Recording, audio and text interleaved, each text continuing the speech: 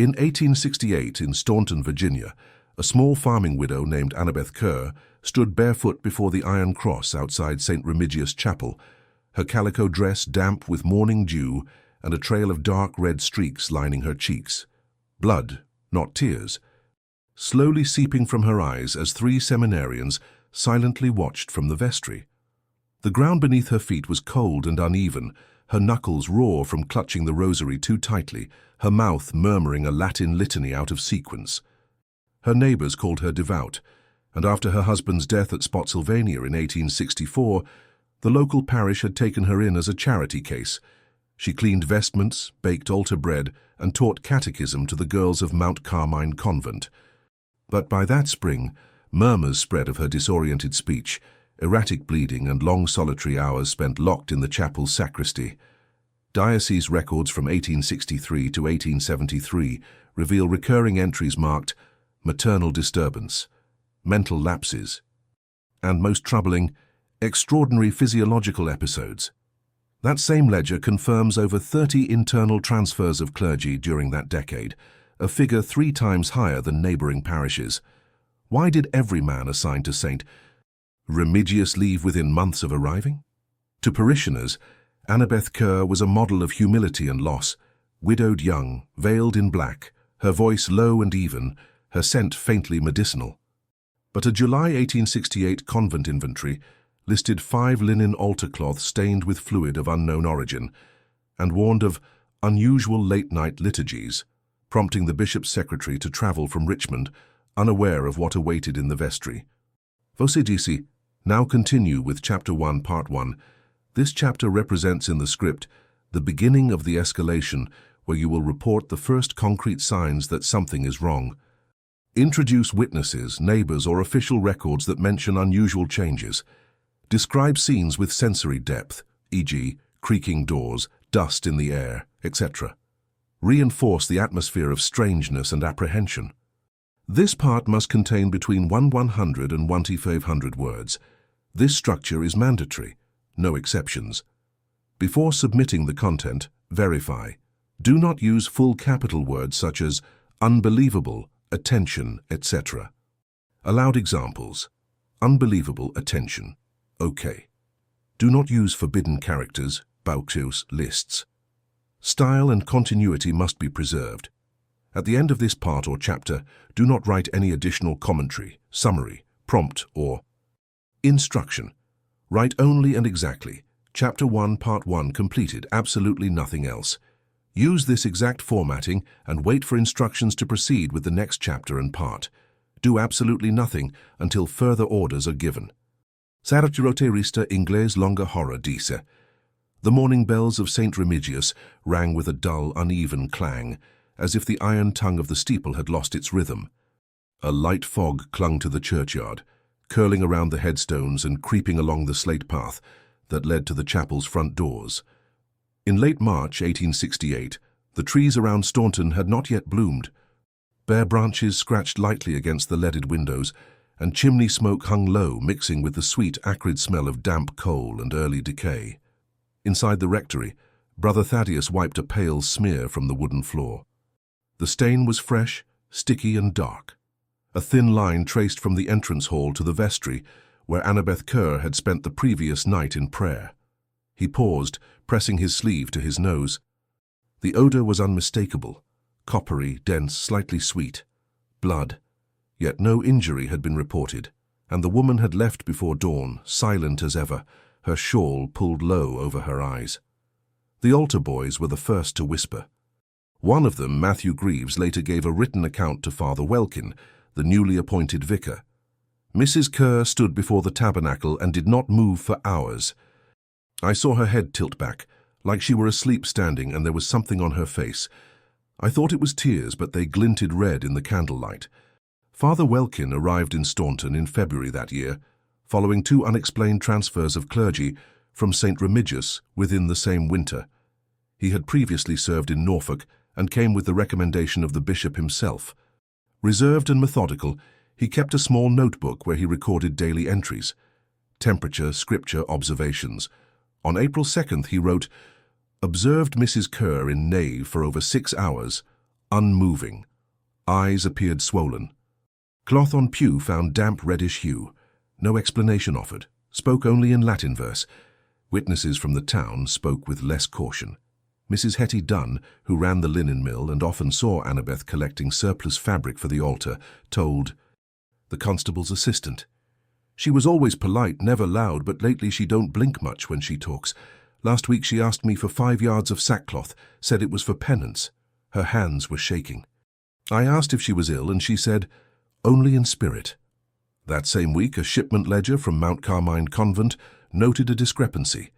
The communion wine stock had decreased by half in less than 10 days, despite no major feast days or weddings. Sister Mary Theresia annotated the margin. Perhaps spillage, or used during private rites. The phrase was circled and marked again 2 weeks later, after the stock dropped further. At the edge of town, Mrs. Kerr's cottage stood locked and dark. Neighbors reported she no longer used her own hearth. Mr. Elias Trenholm, a stonemason who passed her home each morning on the way to the quarry, noted that her windows remained shuttered even in daylight. Once or twice I saw light behind the curtains in the back, dim and flickering like a lantern turned too low, but no smoke from the chimney, and I heard something, scraping or dragging maybe, like someone moving furniture very slowly. Father Welkin grew concerned but was reluctant to confront her.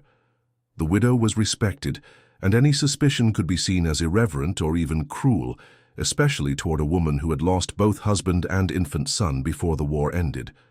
Instead, he focused on recording. His entries grew longer, more precise. On April 10th, received minor complaints from parishioners regarding odor in the sacristy, musty, sour. Cleaned personally, noted faint discoloration beneath floor mat near north cabinet. Will inspect further. On April 13th, Mrs. Kerr present again in vestry, refused bread after Mass, sat facing crucifix for entire evening service. During benediction, blood-like substance observed running from both eyes. No pain expressed, no wound found. On April 14th, cloth from vestry disposed, stains resisted lie, candle holders moved, chapel doors unlocked at sunrise. Unusual. From this point, the church organist Mr. Seth Granger became involved. Granger was a widower in his 50s, known for his discipline and reclusiveness. He often arrived before dawn to tune the instrument in solitude. He told the vicar, "Twice I found her kneeling beneath the loft. Not near the front, not even near the altar, just beneath the organ. Once she was humming something. It wasn't a hymn. It was low, breathy. I couldn't place it." On April 15th, he submitted an unsigned letter to the diocese in Richmond, detailing what he described as liturgical irregularities at St. Remigius and referencing a laywoman exhibiting uncontrollable devotional symptoms, likely psychosomatic, possibly suggestive of bodily mortification. The response came in the form of silence, no reply, no investigation. The bishop's secretary, however, made a discreet visit 10 days later, arriving by carriage and announcing himself only as Mr. Abel. He wore no clerical garb, carried no visible Bible or cross. His coat was thick, his hands gloved despite the warming weather. He interviewed the convent sisters privately, examined the chapel alone, and left before nightfall. No official record of his visit appears in church archives, but a page from the convent's weekly minutes reads, "Mr. Abel observed vestry linens, withdrew, offered no blessing." On April 26th, Mrs. Kerr failed to appear for morning mass for the first time in nearly 2 years. No explanation was given. When Sister Mary Josephine stopped by her cottage with a parcel of bread and broth, she found the door ajar and the hallway covered with straw. In the kitchen, a small crucifix had been nailed upside down above the hearth. The sister later wrote, "There was no sign of her, just the smell, like copper and vinegar. I did not go further." That night, Father Welkin entered the vestry after final prayers and found the wall behind the statue of St. Jude had been stripped of plaster. A hole the size of a dinner plate had been cut into the lathework. Inside, a tightly folded cloth bundle was wedged between 2 beams. He unwrapped it slowly. The interior was damp. Within the linen were shards of broken rosaries, dried sprigs of lavender, human hair, some black, some grey, and a strip of paper that read, "Not possessed, only mourning." He did not inform the bishop, he did not call the constable. Instead, he returned to the rectory and began to fast. Voce Gisi. Now continue with Chapter 1, Part 2, the second half of the section of the script beginning of the escalation. This part must contain between 100 and 1500 words. Continue this part without repeating the previous section, but maintaining continuity. Keep the same style, tone, and pacing. This structure is mandatory, no exceptions. Before submitting the content, verify. Do not use full capital words. Do not use forbidden characters, dudinmat lists. Style and continuity must be preserved. At the end of this part or chapter, do not write any additional commentary, summary, prompt, or instruction. Write only and exactly, Chapter 1, Part 2 completed, absolutely nothing else. Use this exact formatting and wait for instructions to proceed with the next chapter and part. Do absolutely nothing until further orders are given. C3 Roterista, Ingles Longa Horror Dice. The first week of May arrived with a false warmth.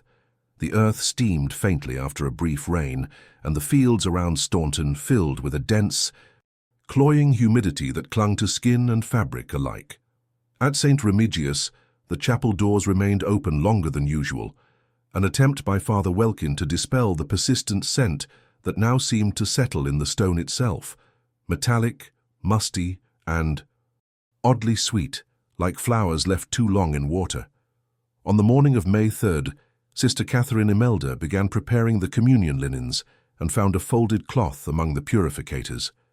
At first glance it seemed unremarkable, white linen loosely pressed, slightly damp, but as she unfolded it, a blotchy, irregular stain became visible in the center.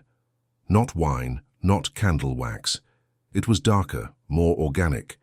She brought it to her nose, recoiled slightly, and quickly placed it inside a basin of water and vinegar. The stain did not lift. She later told Father Welkin, "It smelled wrong, not like blood, not entirely, but something close.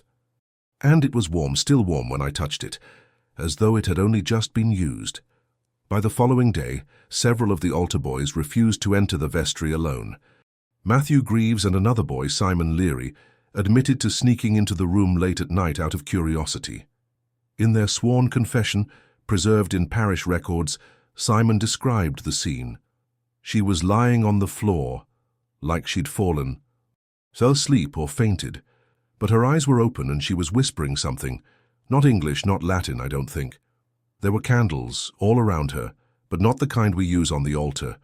They were short, thick, and some of them had gone out. When asked why they hadn't alerted anyone, Matthew replied, "She wasn't hurting anyone, but it didn't feel right. It felt like we were interrupting something we shouldn't see."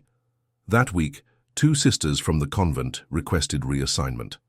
Their official reasons cited illness and overwhelming spiritual burden, but a private note in the convent's logbook specified disturbances at night, movement heard in chapel when unoccupied, and persistent temperature changes in the vestry. Sister Bernadette, one of the 2, described waking to the sound of slow, deliberate footsteps on the tile floor beneath her dormitory, footsteps that ended at the door, paused, and did not retreat. Word spread, quietly, across the town. Mrs. Hetty Dunn stopped sending her apprentices to deliver linen to the parish, claiming the last bundle had returned marked and sour. Mr. Trenholm no longer lingered near the Kerr cottage. He recounted weeks later that he had seen Annabeth in the early dawn, standing in her garden motionless for over an hour, barefoot in wet soil, her eyes fixed upward and unblinking. "She looked like she was listening," he said, "but nothing was speaking." Father Welkin tried to maintain a sense of normalcy. He adjusted the Mass schedule, emphasized daylight services, and discouraged solitary prayer after dusk. He introduced routine checks of the vestry, though he delegated the task to brothers Thaddeus and Silas, who began to exchange tense glances each morning. Thaddeus, in particular, grew pale and gaunt. In his private diary, recovered years later by his nephew, one entry stands out. "I found her in the sacristy again, 3rd night this week. She asked me if the blood was enough. I didn't know what she meant." On May 12th, a heavy rain swept through the Shenandoah Valley, and the chapel roof began to leak above the eastern transept. During repairs, workers discovered that the mortar around the vestry's exterior wall had eroded faster than expected. One mason, James Whitaker, later described finding what he called a pocket of rot, an area of crumbled wood and earth that gave way to a narrow cavity filled with dried herbs, splintered beads, and scraps of linen, some of which appeared to have writing on them now illegible. Father Welkin ordered the cavity sealed, offering no explanation to the workers. That evening he remained in the chapel long after the others had gone. His journal entry for that night is brief and uncharacteristically terse. Sealed something. Regret. Her voice carries through walls. The turning point came on May 19th. That morning the chapel was unusually cold despite the mild weather. The candles on the altar refused to stay lit, flickering violently before extinguishing themselves without breeze. During that day's noon mass, a small group of townspeople gathered, including a visiting merchant named Horace Bell from Lexington. In his correspondence, later used in an internal diocesan inquiry, Bell wrote, "The woman appeared during the final prayer, silent and barefoot, standing at the back of the chapel. She did not kneel, nor did she speak. But her face, Lord, her face, it bore the marks of suffering I have never seen in war or plague. Red trails down both cheeks, eyes like she had not slept in years. She did not weep. She bled, quietly." The congregation dispersed quickly. Sister Mary Teresia fainted in the vestibule. Brother Silas resigned the next morning. No explanation came from the church. The parish bulletin made no mention of the event. But a quiet inquiry began. A second letter was dispatched to Richmond, this time not by the vicar but by Sister Imelda. She used her maiden name and posted it from a neighboring town. "There is something deeply wrong here," she wrote. "Mrs. Kerr is not ill in the conventional sense. She speaks of penance, of restitution, but no sin is named. She fears something unnamed and uninvited, but speaks of it as familiar. I believe she is being permitted to act in ways that no laywoman should, and that the silence around her is deliberate." The letter went unanswered. The final record from May is a receipt. It shows a purchase made on the 25th by a man identified only as A. Kerr. The item, a length of coarse muslin and a small bottle of sheep's blood from a local apothecary, acquired under the pretense of dyeing textiles for dramatic costuming. But no such performance was scheduled in Staunton. The store clerk remembered the customer well because of his hands. He was too clean, like he hadn't worked a day in dirt, but his nails were stained at the edges, not with ink, not with paint, with something dark that dried in flakes. The signature on the receipt was clear and feminine. The clerk didn't question it until later, when he realized Annabeth Kerr hadn't used her husband's initial since the war. Voce Gisi now continue with Chapter 2, Part 1. This chapter represents in the script escalation, where you will show how events become more disturbing and impossible to ignore. Introduce external figures, investigators, journalists, authorities, religious figures, and their first impressions. Add contradictions, disappearance of evidence, and conflicting accounts. Increase the tension with every sentence, preparing the viewer for the climax. This part must contain between 100 and 1,500 words. Continue the chapter without repeating, summarizing, or recapping previous content. Maintain the same style, tone, and pacing. This structure is mandatory, no exceptions. Before submitting the content, verify, do not use full capital words, do not use forbidden characters, ditiudi. Taisu lists. Style and continuity must be preserved. At the end of this part or chapter, do not write any additional commentary, summary, prompt, or instruction. Write only and exactly Chapter 2, Part 1 completed, absolutely nothing else. Use this exact formatting and wait for instructions to proceed with the next chapter and part. Do absolutely nothing until further orders are given. C3 Rotirista, Ingalls Longer Horror, Dice. The man who arrived on June 1st carried a traveling case, lined in horsehair, and a worn satchel that smelled of ink and pipe ash. His name was Elias Brandt, a quiet Episcopal deacon turned archivist for the Freedmen's Bureau, seconded that spring to the Office of Religious Affairs in Richmond as part of a post-war inventory project. He was not sent to Staunton to investigate Mrs. Kerr. He came for church records, parish transfers, death ledgers, and the integration status of formerly enslaved parishioners. But within 3 days of his arrival, he had taken up residence in the chapel's rectory and requested access to the vestry each evening, alone. Brandt was meticulous. He kept a daily log on foolscap paper bound with twine, copying selected passages twice, once for submission and once for his private archive. The first oddity he recorded was not Annabeth Kerr, but a broken confessional hinge that had been replaced repeatedly, 5 documented repairs between February and May. He noted the pattern with a small question mark in the margin. The second was a set of confession records, anonymous, dated, and written in Latin, placed in a sealed envelope marked with red wax, unfiled and undated. The envelope had been tucked behind the altar register. When Brandt opened it, he found 7 short entries. Each began with the phrase, Domine miserere mei, and each referenced a female penitent whose descriptions were vague but consistent, small, veiled, marked with blood. One read, She spoke of thirst, but not for water. She believes she is being watched, not by spirits, but by memory itself. Her guilt is ancient, her sorrow is fresh. Brandt asked Father Welkin about the confessions. Welkin responded only, Those are not meant for us. He then excused himself and locked the sacristy for the remainder of the day. That night, Brandt visited the convent.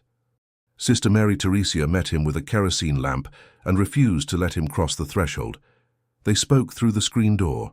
She admitted the sisters had ceased accepting Mrs. Kerr's altar linens. We prayed with her in the beginning. We thought it was grief, but she no longer prays in unison. She speaks in fragments as though responding to a voice no one else hears. Brandt's log, June 3rd. Accounts diverge. The woman is revered, pitied and feared, often by the same witness. Her affliction defies classification, yet no one has accused her outright. Silence seems organized, not accidental. Later that week, a journalist arrived unannounced. Daniel Greer of the Charlottesville Observer, traveling on the rumor of a widow's bleeding devotion, reportedly sweeping through the Shenandoah Valley. He dressed plainly, posed as a parishioner, and attended Sunday Mass on June 5th. Brandt saw him scribbling during the sermon and confronted him after the service. Greer admitted he had come to report on local superstitions. He had no interest in the church politics, only the visual, the veiled woman, the rumors of blood, the darkened chapel.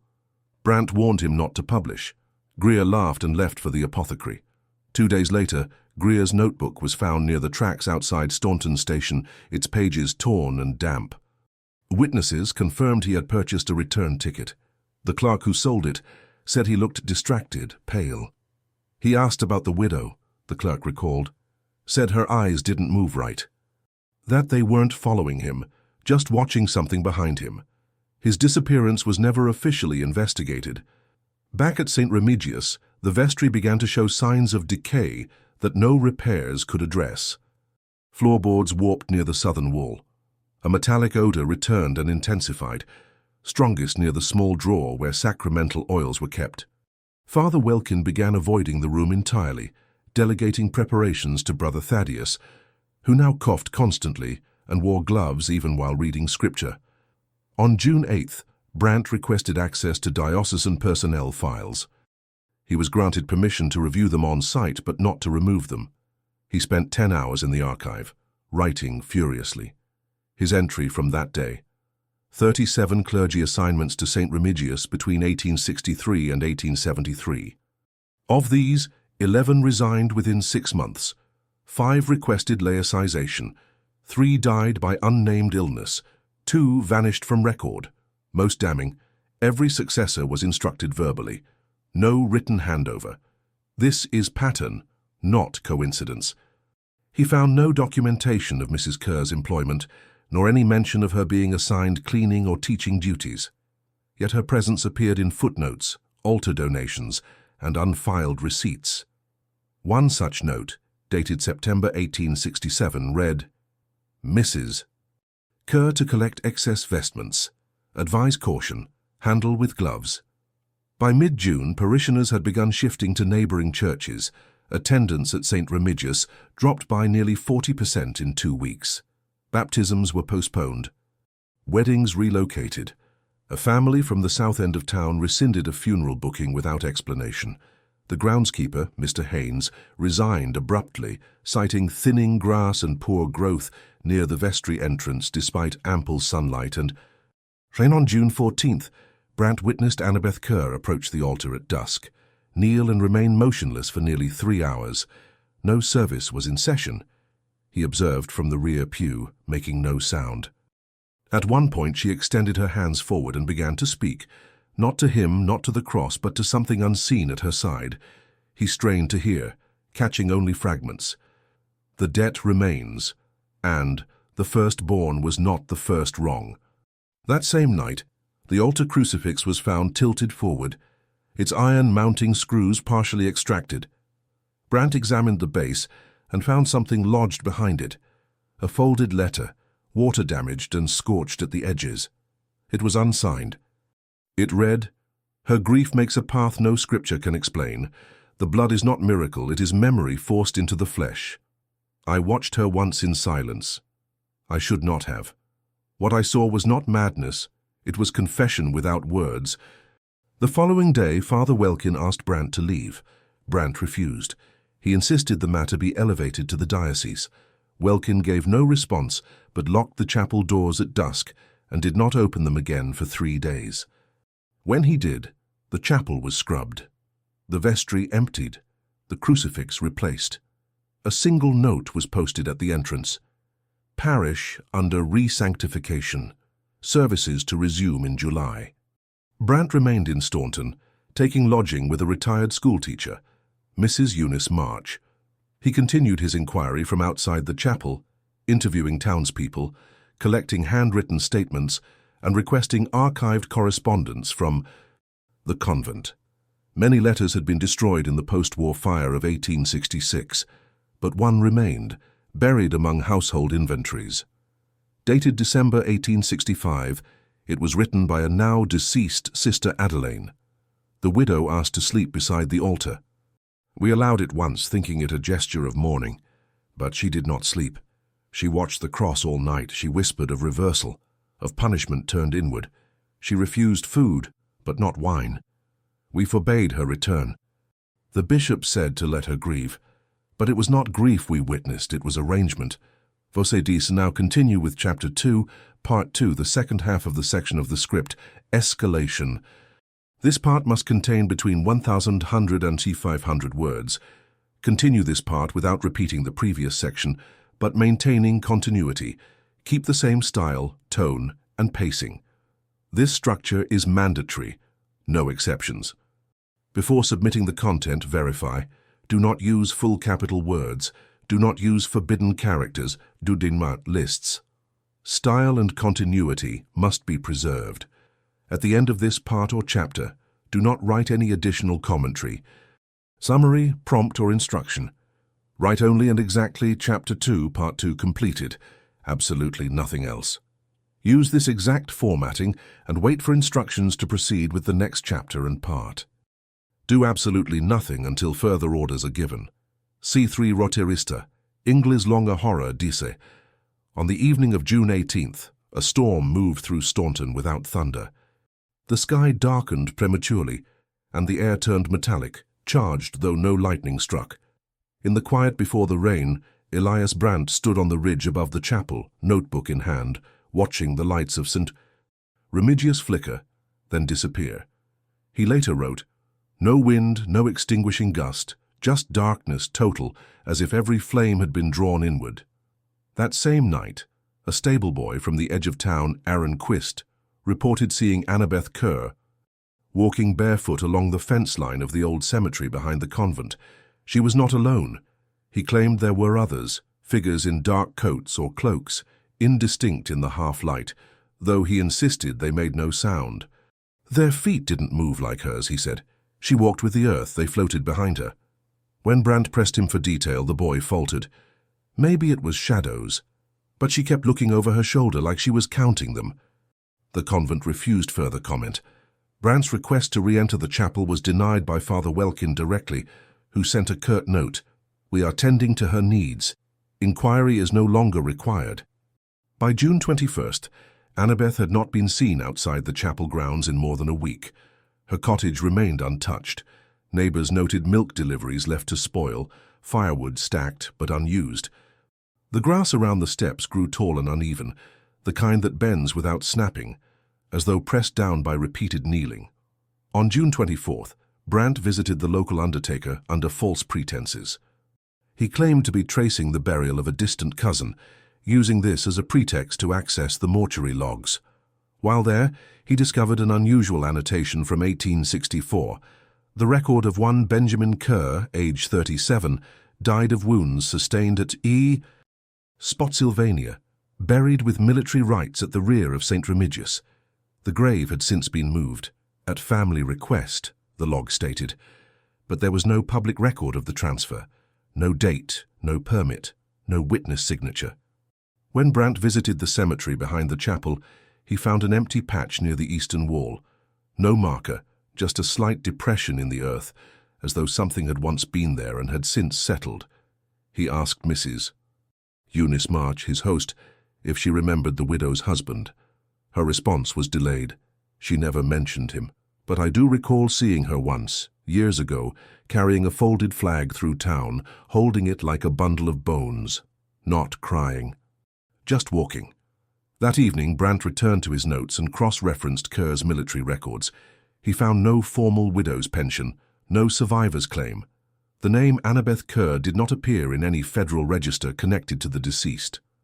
A notation, however, did appear in a marginalia of a county record. Marriage unverified, union presumed common law, no official documentation filed. On June 27th, a fire broke out in the apothecary's rear storeroom. It was extinguished quickly, but several shelves of tinctures, powders, and oils were lost. Among them, the ledger of transactions. Mr. Bell, the clerk who had sold the muslin and blood tincture in May, stated that the only copy of the receipt was now gone. "I remember her," he said, "but I can't prove it anymore, can I?" At St. Remigius, changes had taken hold. Parishioners who still attended described a strange cadence to the prayers. The readings shortened, the sermons slower. Candle flames burned lower than usual, and a few claimed they flickered in tandem with Mrs. Kerr's breath, as though responding to her silently. No chalice was passed. Communion became private. The Eucharist, when given, was received in the vestry. Brant filed a final letter to the Richmond office, postmarked June 29th. It contained a summary of events, selected transcripts, and a plea for oversight. "The matter here is not theological," he wrote. "It is bureaucratic. There is no oversight, no check, no rotation of power. The woman at the center of this is being enabled, possibly harmed, certainly hidden." The response never arrived. On July 1st, Brant attempted to speak to Annabeth directly. He waited by the chapel's side gate from morning until after sunset. She emerged at twilight, shawl drawn high, hands tucked beneath. Her feet were wrapped in cloth, soaked through from the damp earth. She stopped when she saw him but did not speak. Brant removed his hat and said quietly, "You don't have to keep doing this." She studied him. Her face was gaunt but not lifeless. Her eyes were bloodshot, rimmed with deep purple shadows. She said only, "It isn't mine." Then she turned and disappeared through the gate, which latched itself without touch. Brant returned to the rectory that night to find his belongings packed. A note from Father Welkin waited on the desk. "We appreciate your efforts. Your presence is no longer helpful." Mrs. March allowed him to remain at her house, but he spent the next 3 nights without sleep, pacing her parlor and rereading every page of his notes. On July 5th, he received a message by courier, unsigned, but in handwriting he recognized from the chapel's interior memos. "Do not trust the files. They have been rewritten before. Look beneath the reliquary." The reliquary in question had been moved during the renovation, relocated to a side alcove beneath the stained glass window of St. Cecilia.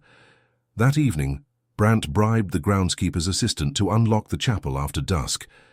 Inside, the air was heavy, thick with the scent of beeswax, rust, and aged paper.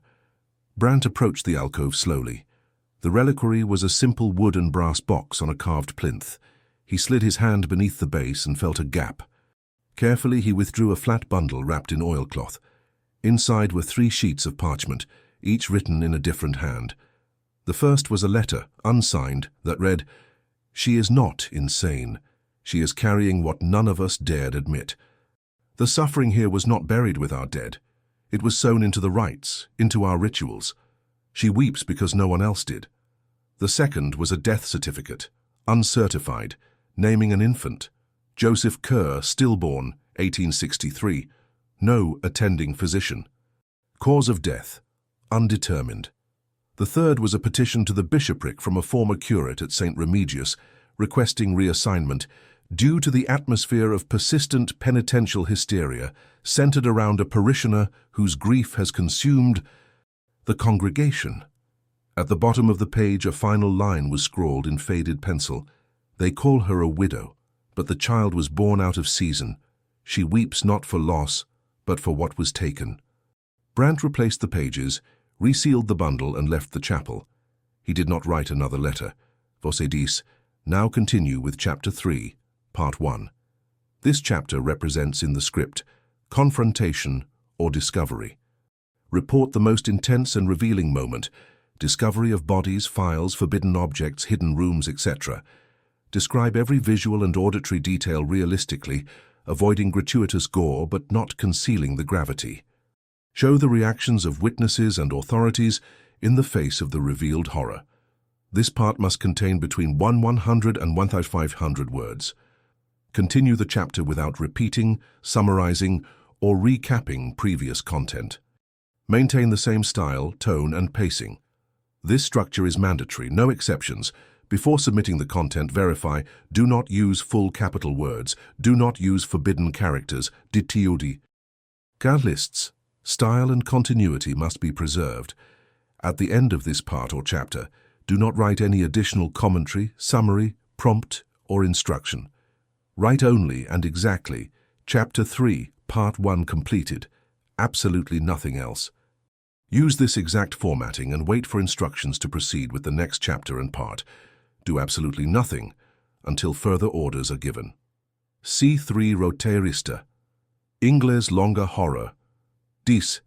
The morning of July 9th began with a low, distant hammering, metal against earth, muffled, methodical. The sound rose from behind the chapel, echoing through the narrow alleys of Staunton's old quarter, carried by the dense, warm air. Elias Brandt, seated in the corner of Mrs. March's parlor, froze mid-sentence in his notebook. The rhythm was unmistakable, a shovel striking soil.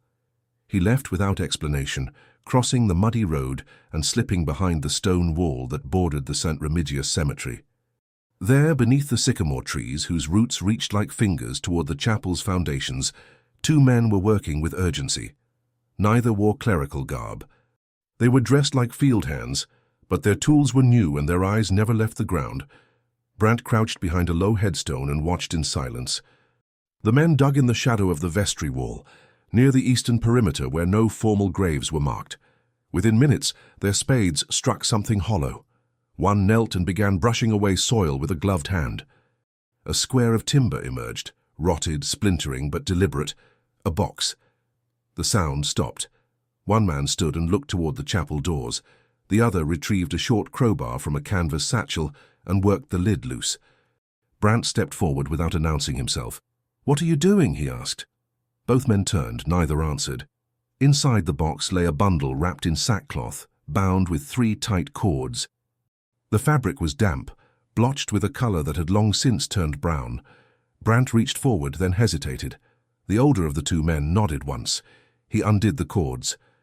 Beneath the cloth, a second layer, linen embroidered faintly with religious iconography. Thorns, a chalice, a cross. Beneath that, bone. Small, arranged carefully, each piece resting in a shallow curve like a cradle. At first glance, the remains could have belonged to a child, but the proportions were wrong. The skull was intact, but deformed, the jaw too narrow. The ribs were spaced irregularly, and one hand was missing entirely. Brandt felt the air change. Not colder, still heavy with heat, but stiller, thicker. "What is this?" he whispered. The younger man replied, finally, voice low. "They've buried her grief again and again, but it keeps rising." Brandt recorded nothing that day. By evening, the box was gone. The next day he returned to the site with a constable who had received an anonymous tip. The ground showed no signs of disturbance. The soil had been tamped perfectly, the roots replaced. The cemetery's caretaker, summoned from his quarters, insisted he had seen no one digging and had no knowledge of any unmarked grave. When Brandt described the box, the man shook his head. "That's private land," he said. "Vestry property. No one's supposed to be near it." Brandt filed a formal report at the courthouse, but the clerk misfiled it under unsanctioned exhumation. When he returned to the site a week later, the area had been fenced off with fresh timber and a sign posted, "Clergy only, do not disturb." That same evening the sound returned. Not digging this time, scraping. Brandt, unable to sleep, sat by the open window of his room and heard it clearly, though faint. Wood dragging over stone. A dragging pause. Dragging again. It came from the chapel. He lit a lantern and walked. Inside, the nave was empty, but the door to the vestry stood ajar. The chapel had been closed to the public for nearly 2 weeks. Candles on the altar had burned down to nubs, leaving wax pools that shimmered in the lantern's glow. Dust hung visibly in the air, moving slowly in the light like ash. Brandt pushed open the vestry door. The floor was bare. The crucifix had been removed from the wall. In its place hung a simple wooden plank, crudely nailed, on which someone had written in ink, "Am I not permitted to remember?" Brandt turned and nearly tripped over a satchel on the floor. Inside were folded papers, service programs, songbooks, linen scraps. Beneath them a thin ledger bound in leather. It bore no name on the cover. He opened it. The first page was blank. The second contained a single entry. June 3rd, 1866. The bleeding began again. This time at dawn she did not flinch. The following pages were more detailed. Observations, often clinical, always dated. Descriptions of her posture, the flow of blood, the temperature of her skin, her breath, her... Silence. No names, no conclusions, just repetition. July 17th, 1866, left eye only. She stood beneath the arch for 5 hours. No stain on garment. August 12th, 1867, refused water, received only wine, uttered fragments of Psalm 51. November 2nd, 1867, markings on chest, faint, self-inflicted or not unknown. Dozens of entries. The most recent was dated June 28th, 1868. Vestry door locked. Candles removed. She has begun the fast again. Will not speak except in fragments. As Brandt closed the book, he noticed something strange on the inner spine, a small bulge in the binding. He pried it gently with the corner of a blade and extracted a folded strip of parchment. It was a sketch, charcoal on paper. A figure kneeling before a crucifix, but the crucifix had no figure on it. Instead, the cross was blank. Above the kneeling woman was a single phrase, written in Latin, "Ecce dolor in carne mane." Behold, the sorrow remains in the flesh. The vestry floor creaked behind him. Brandt turned. Annabeth stood in the doorway. She wore no veil. Her dress was plain, her sleeves rolled to the elbows. Her skin looked papery and dry, but her eyes were open, wide. Twin lines of red ran from the lower lids to her jawline, darker than before, more defined. She did not speak. Brandt held the book out toward her. "I want to understand," he said. Her eyes flicked down, then back to him. She took a step forward, and the floor groaned. She moved past him, knelt before the crude plank on the wall, and began to whisper. He recorded none of the words. He could not. They were not in English, not Latin, not even clearly spoken. They came as breath, fractured, wet sounds that echoed differently in the stone room, as though the walls had once known the language and resented hearing it again. When she finished, she turned to him and said softly, "You can write what you want, but it won't stay written." Brandt left the vestry. The next morning he returned. The book was gone, so was the plank. The room had been emptied, scrubbed, bleached, the floor revarnished, the wall repainted. When he asked Father Welkin, the vicar replied, "What book?" No other witness recalled the writing, the crude cross, the papers. That same day, Brandt was summoned to the courthouse. His previous exhumation report had been dismissed. The entry struck through in red. The reason: grave not found, witness unreliable. He returned to the cemetery alone that evening and stood by the fence. The earth beneath the sycamore was unbroken, but the air smelled of soil and iron. Vosegici, now continue with Chapter 3, Part 2, the second half of the section of the script, Confrontation or Discovery. This part must contain between 1,100 and 1,500 words. Continue this part without repeating the previous section, but maintaining continuity. Keep the same style, tone, and pacing. This structure is mandatory, no exceptions. Before submitting the content, verify. Do not use full capital words. Do not use forbidden characters, dudinmat lists. Style and continuity must be preserved. At the end of this part or chapter, do not write any additional commentary, summary, prompt, or instruction. Write only and exactly. Chapter 3, Part 2 completed. Absolutely nothing else. Use this exact formatting and wait for instructions to proceed with the next chapter and part. Do absolutely nothing until further orders are given. C3 Rotirista Ingles Longa Horror, Dis. The temperature in Staunton rose steadily through mid-July, a smothering heat that thickened the air and left every surface damp. Even the stones of St. Remigius felt warm to the touch, exhaling the stored breath of sunlight. Inside the rectory, Father Welkin closed every shutter and forbade open flame after dusk, citing fire risk. The chapel smelled of lye and wood polish, too strong for comfort, as if someone were trying to erase not just stains but memory. At the convent, silence took hold. Sister Mary Theresia no longer responded to inquiries. The older nuns no longer walked the gardens. Deliveries were received behind closed doors, and all correspondence was routed through a lay intermediary.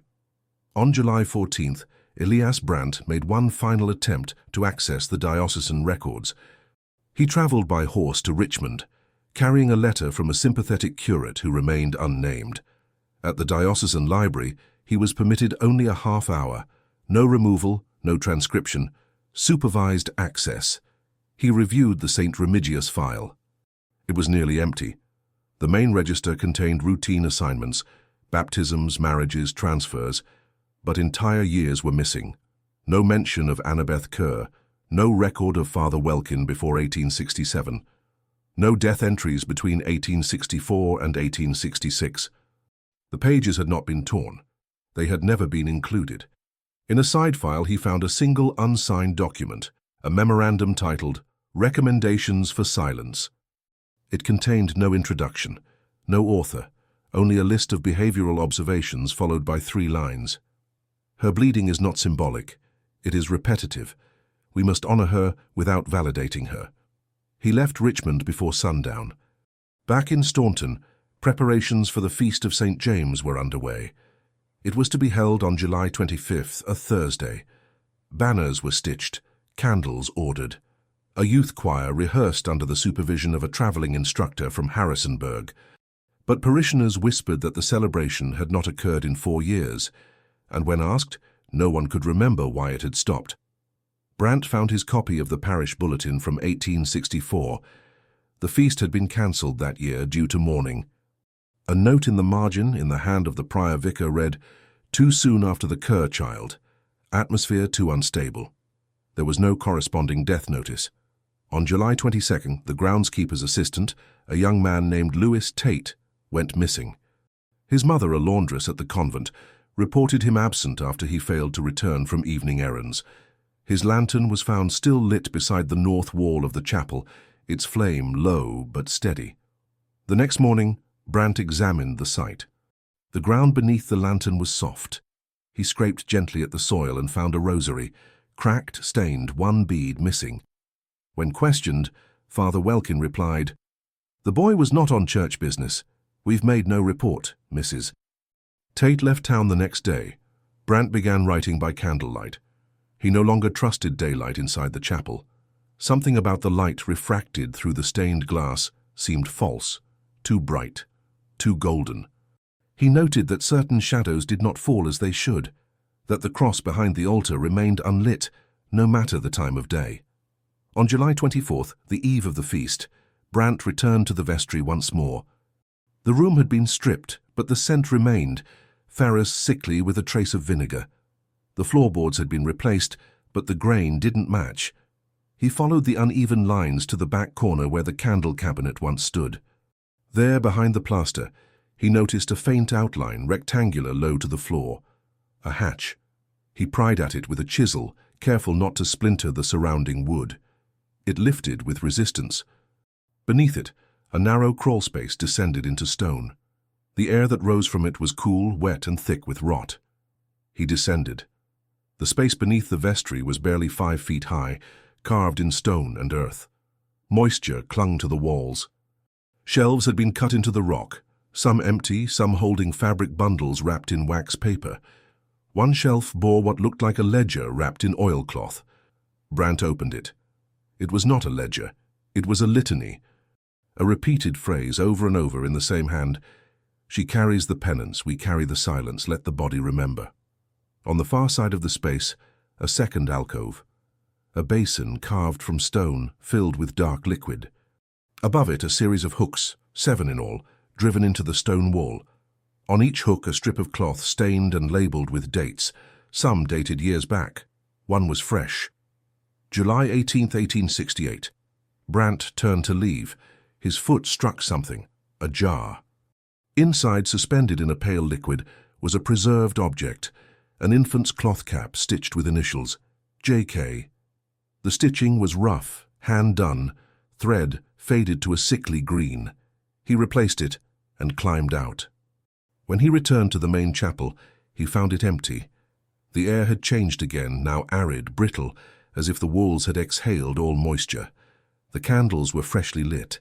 The cross behind the altar had been covered with a black veil. Annabeth stood before it. She wore a plain white gown, her feet bare. Her arms were crossed over her chest and her head was tilted back. As Brant approached, he heard her breathing, shallow, uneven. She opened her eyes. Red trailed down both cheeks. "I remember now," she said. He stepped closer. "What do you remember?" She smiled, thin and tired. "That they didn't let me grieve. They let me bleed instead." He reached for her, but she stepped back. "This is the last night," she said. "After tomorrow it stops." "What stops?" But she turned and walked toward the vestry. Brant did not follow. Instead, he left the chapel. That night, it rained briefly, and with the rain came silence. Você disse, now continue with Chapter 4, Part 1. This chapter represents in the script consequences and legacy. Report the outcome, arrests, closures, trials, political or social changes. Show how the community and collective memory dealt with the case in the following years. Conclude with an enigmatic and unsettling final sentence that leaves a lingering doubt in the viewer's mind. This part must contain between 1,100 and 1,500 words. Continue the chapter without repeating, summarizing or recapping previous content. Maintain the same style, tone, and pacing. This structure is mandatory, no exceptions. Before submitting the content, verify. Do not use full capital words. Do not use forbidden characters, dudinmat lists. Style and continuity must be preserved. At the end of this part or chapter, do not write any additional commentary. Summary, prompt, or instruction. Write only and exactly Chapter 4, Part 1 completed, absolutely nothing else. Use this exact formatting and wait for instructions to proceed with the next chapter and part. Do absolutely nothing until further orders are given. C3 Roterista, Ingles longa horror dice, the Feast of St. James was never held. On the morning of July 25, 1868, St. Remigius stood sealed. No bells rang, no choir sang. A handwritten notice was tacked to the chapel's main doors. Due to unforeseen illness within the clergy, today's Mass is cancelled. It bore no signature. The townspeople waited. Some lingered by the chapel gates in their Sunday coats, hats in hand, whispering among themselves. Others wandered home in silence, but none, not even the most faithful, stepped forward to knock. By noon, Word had spread that Mrs. Annabeth Kerr had vanished. Her cottage was found open, undisturbed. Nothing taken, nothing out of place. A pot of water left to boil on the stove had burned itself dry.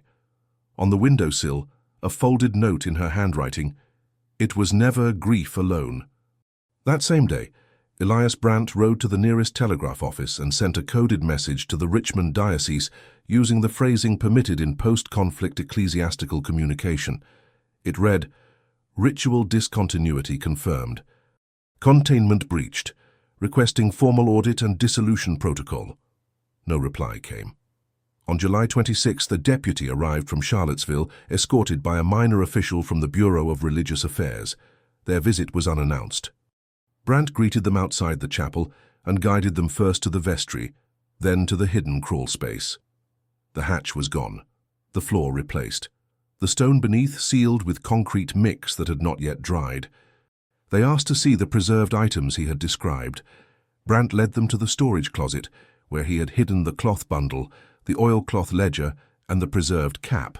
But the shelf was bare, the space empty, the dust undisturbed. The deputy filed a report citing lack of physical evidence, unsubstantiated claims, and deteriorated mental state of the claimant. Brandt was advised to leave Staunton within the week. He did not protest. 3 days later, Father Welkin posted a second notice. The parish of St. Remigius will be closed indefinitely for structural repairs and spiritual renewal. Please direct inquiries to the Mount Carmine Convent. It was nailed to the rectory gate with 2 iron spikes. The following Sunday, no Mass was held. Within a month, all remaining clergy were reassigned. By autumn, the chapel's interior had been stripped, the crucifix removed, the altar dismantled. Marble tiles pried up and sent to neighboring parishes for reuse. The vestry door was sealed with brick and mortar. The iron bell was melted down and recast for a mission church near Roanoke.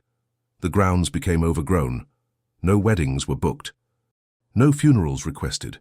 Grass grew high around the stones. The soil near the east wall hardened, cracked, and turned pale. In October 1868, a formal investigation was launched by the Episcopal office in Alexandria under pressure from a handful of surviving parishioners who had sent anonymous affidavits. None of the original witnesses agreed to testify under oath. One affidavit was returned to sender, the envelope stamped "deceased." The inquiry concluded in March 1869 with a single statement: no criminal activity confirmed, loss of parish cohesion attributed to post-war trauma, fatigue, and theological confusion, no further action required. The convent, however, was placed under new administration. Mother Superior Augusta of Boston arrived that spring and dismissed half the resident sisters. Those who remained were placed under a strict vow of silence for 6 months and prohibited from handling parish archives. The convent's name was changed to the Sacred Ascent of Mary, and its registry restarted from zero. Of the clergy who had served at St. Remigius between 1863 and 1868, only 2 remained within the diocese after 1870. Brother Thaddeus was found in a sanatorium outside Lynchburg in 1871, unable to recall his name but reciting psalms in perfect Latin until his death. Father Welkin submitted a request for laicization in 1872. His petition was denied. He disappeared in the summer of 1873. Elias Brandt returned to Richmond and spent the remainder of his career as a records clerk for the Department of Education. He never married. He published one anonymous article in a short-lived religious journal titled On the Limitations of Ritual Memory, in which he posed the question, what does a church remember when the faithful forget? Annabeth Kerr was never found. Her name was removed from the parish record in 1871. No legal charges were ever filed. By 1875, St. Remigius was listed in the diocesan catalogue as ruins of former significance. In the centre of Staunton, the chapel still stood, hollowed, windows broken, weeds choking the path to its doors. Children dared each other to run up the steps and touch the old iron handle.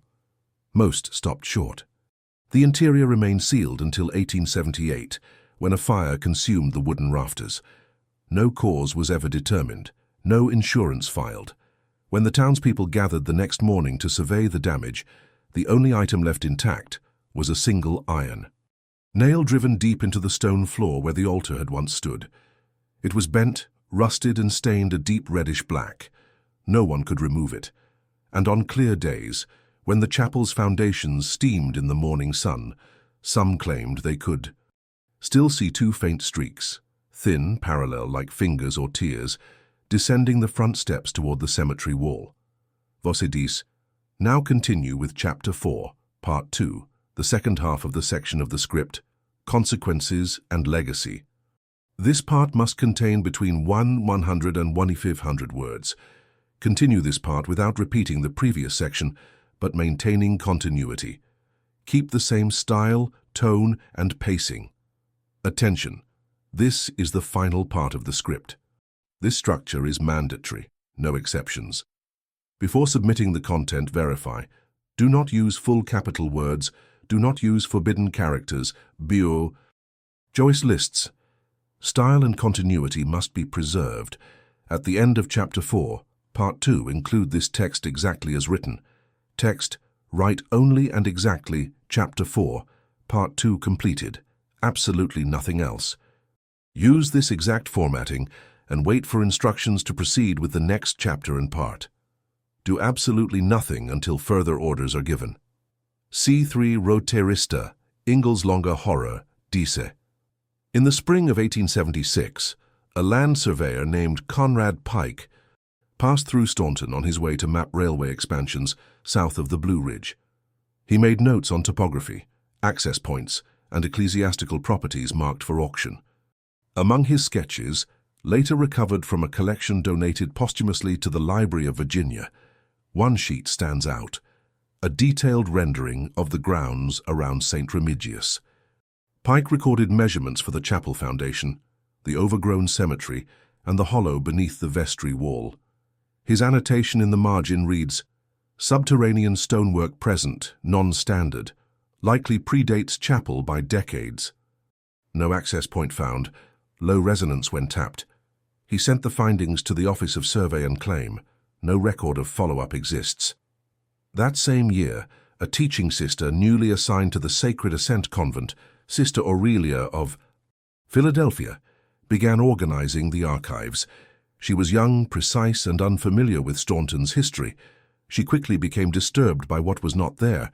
The convent's ledger from 1863 to 1868 was missing entirely.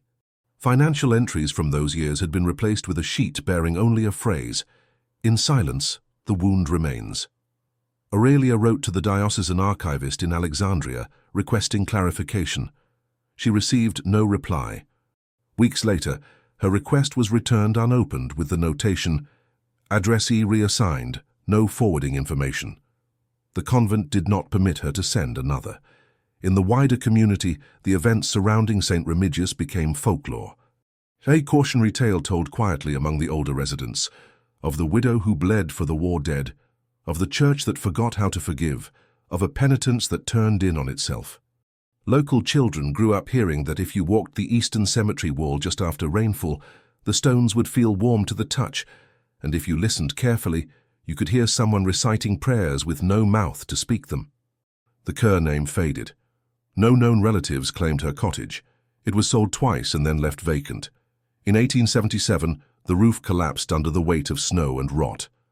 A man attempting to repurpose the timbers for firewood stopped when he found nails driven through the support beams in strange patterns. The fragments were burned. The frame was left to fall.